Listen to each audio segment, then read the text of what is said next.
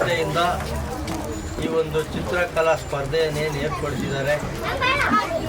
ಇದು ಉದ್ದೇಶ ಏನಿಲ್ಲ ಬೇರೆ, ಮಕ್ಕಳಿಗೆ ಇವತ್ತೇನಾಗ್ಬಿಟ್ಟಿದೆ, ಯಾರು ತಂದೆ ತಾಯಿಗಳು ದಯವಿಟ್ಟು ಅಪಾರ್ಥ ತಿಳ್ಕೊಬೇಡಿ.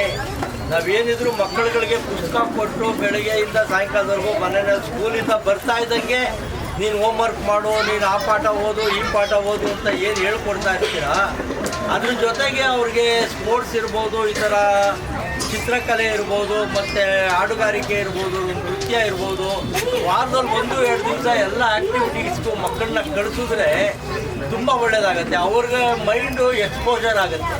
ಯಾಕೆಂದರೆ ಇವತ್ತು ನಾವು ನೋಡ್ತೀವಿ, ಒಬ್ಬರು 95% ತೆಗೆದ್ರೆ ನಾನು 96 ತೆಗಿಬೇಕು, 97 ತೆಗಿಬೇಕು. ಇವತ್ತು ಕಾಂಪಿಟೇಷನ್ ಯಾವ ಲೆವೆಲ್ಗೆ ಬಂದಿದೆ ಅಂದರೆ 100ಕ್ಕೆ 100 ತೆಗೆದ್ರೂ ತಂದೆ ತಾಯಿಗಳಿಗೆ ಸ್ಯಾಟಿಸ್ಫ್ಯಾಕ್ಷನ್ ಇರಲ್ಲ.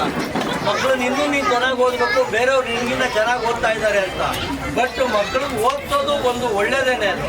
ಬಟ್ ಅದ್ರ ಜೊತೆಗೆ ಕ್ರೀಡೆಗಳಲ್ಲಿ ಭಾಗವಹಿಸೋದಿರ್ಬೋದು, ಈ ಥರ ಚಿತ್ರಕಲಾ ಸ್ಪರ್ಧೆಯಲ್ಲಿ ಭಾಗವಹಿಸೋದಿರ್ಬೋದು, ಮತ್ತು ಹಾಡುಗಾರಿಕೆ, ನೃತ್ಯ, ಇವೆಲ್ಲನೂ ಮಕ್ಕಳಿಗೆ ಬೇಕಾಗುತ್ತೆ. ಈ ಥರ ಒಂದು 10 ಜನ ಮಕ್ಕಳುಗಳು ಒಟ್ಟಿಗೆ ಸೇರಿದಾಗ ಅವ್ರಿಗೂ ಒಂಥರ ಖುಷಿ ಇರುತ್ತೆ. ನಾವು ಎಲ್ಲ ಮಕ್ಕಳ ಜೊತೆ ಆಟ ಆಡ್ತೀವಿ ಅಂತ. ಅದೇ ಶಾಲೆಗೆ ಹೋದಾಗ ಅವ್ರ ಪಾಡ್ಗೆ ಅವ್ರು ಕೂತ್ಕೋತಾರೆ, ಪಾಠ ಓದ್ತಾರೆ, ಮನೆಗೆ ಬರ್ತಾರೆ, ಹೋಮ್ವರ್ಕ್ ಮಾಡ್ತಾರೆ. ಈ ಥರ ಆಟ ಆಡೋದಕ್ಕೆ ಅವಕಾಶಗಳು ಸಿಗಲ್ಲ. ಅದರಿಂದ ನಮ್ಮ ಉದ್ದೇಶ ಏನಂದರೆ ಎಲ್ಲ ಮಕ್ಕಳುಗಳು ಒಟ್ಟಿಗೆ ಕಲಿತು ಅವರವರ ಭಾವನೆಗಳನ್ನ ಹಂಚ್ಕೊಂಡು ಆಟ ಆಡಿಕೊಂಡು ಈ ಥರ ಒಂದು ಚಿತ್ರಗಳನ್ನ ಬಿಡಿಸುವಂಥದ್ದು, ಮತ್ತು ನಾಟಕ ಮಾಡೋದಿರ್ಬೋದು, ನೃತ್ಯ ಇರ್ಬೋದು. ಮುಂದಿನ ದಿನಗಳಲ್ಲಿ ಎಲ್ಲ ಥರ ಕಾರ್ಯಕ್ರಮಗಳು ನಮ್ಮ ಸಂಸ್ಥೆಯಿಂದ ಮಕ್ಕಳಿಗೋಸ್ಕರ ಮಾಡಬೇಕು ಅಂತ ನಾವು ಉದ್ದೇಶ ಇಟ್ಕೊಂಡಿದ್ದೀವಿ. ಇವತ್ತು ಏನು ಈ ಭಾಗದಲ್ಲಿ ತಾವೆಲ್ಲ ನಮ್ಮ ಮಕ್ಕಳನ್ನ ಕರ್ಕೊಂಡ್ಬಂದು ಈ ಕಾರ್ಯಕ್ರಮಕ್ಕೆ ಭಾಗವಹಿಸಿದ್ದೀರಾ, ತಮಗೆಲ್ಲ ಅಭಿನಂದನೆಗಳು ತಿಳಿಸುತ್ತಾ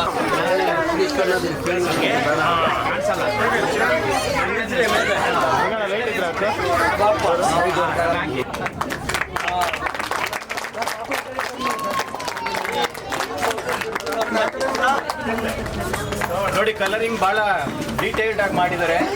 ಸಣ್ಣ ಮಕ್ಕಳು ಮಾಡ್ತಾರೆ, ತಪ್ಪು ಮಾಡ್ತಾರೆ, ಆದಷ್ಟು ಕಡಿಮೆ ತಪ್ಪುಗಳನ್ನ ಇದು ಮಾಡ್ತಾರೆ.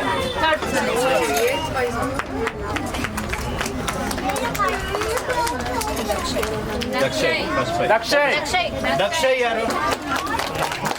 ದಕ್ಷ ಈ ಕಡೆ ತಿರ್ಗೋ, ಬಂದಿರೋ ಚಿತ್ರ ನೋಡಿ. ದಕ್ಷ ಈ ಕಡೆ ತಿರ್ಗೋ.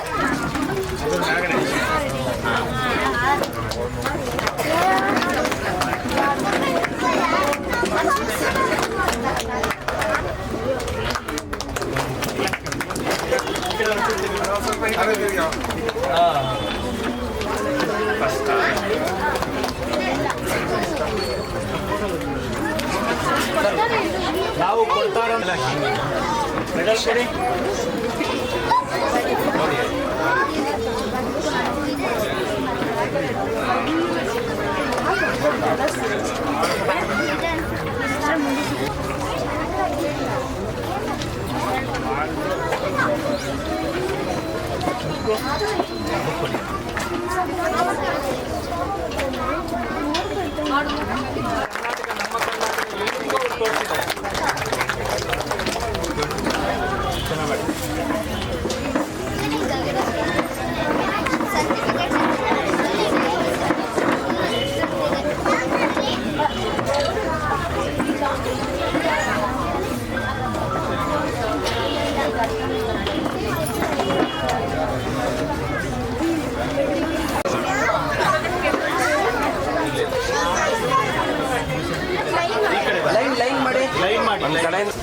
ಸರ್,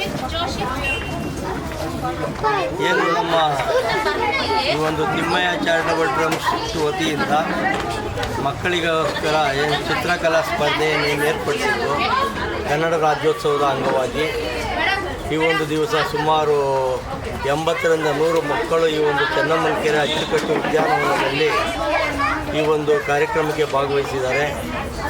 ಅಲ್ಲಿ ನಮ್ಮ ರಾಜ್ಯದ ಮತ್ತು ದೇಶದ ಮತ್ತು ಕನ್ನಡದ ಬಗ್ಗೆ, ನಾಡಿನ ಬಗ್ಗೆ, ಕವಿಗಳ ಬಗ್ಗೆ ಮತ್ತು ದೇವರುಗಳ ಬಗ್ಗೆ, ರಾಜರುಗಳ ಬಗ್ಗೆ ಏನು ಇತಿಹಾಸವನ್ನು ಕೆದಕಿ ಚಿತ್ರಗಳನ್ನು ಬಿಡಿಸಿದ್ದಾರೆ ಮಕ್ಕಳುಗಳು.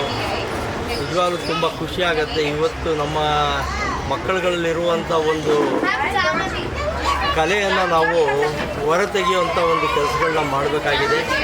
ಅಂಥ ಒಂದು ಕಾರ್ಯಕ್ರಮವನ್ನು ನಾವು ಇವತ್ತು ಈ ಒಂದು ಭಾಗದಲ್ಲಿ ಮಾಡಿದ್ದೀವಿ. ಇವತ್ತು ಭಾಗವಹಿಸಿರುವಂಥ ಎಲ್ಲ ಮಕ್ಕಳಿಗೂ ಮತ್ತು ಅವರ ತಂದೆ ತಾಯಿಗಳಿಗೂ ನಾನು ಅಭಿನಂದನೆಗಳು ತಿಳಿಸ್ತೇನೆ.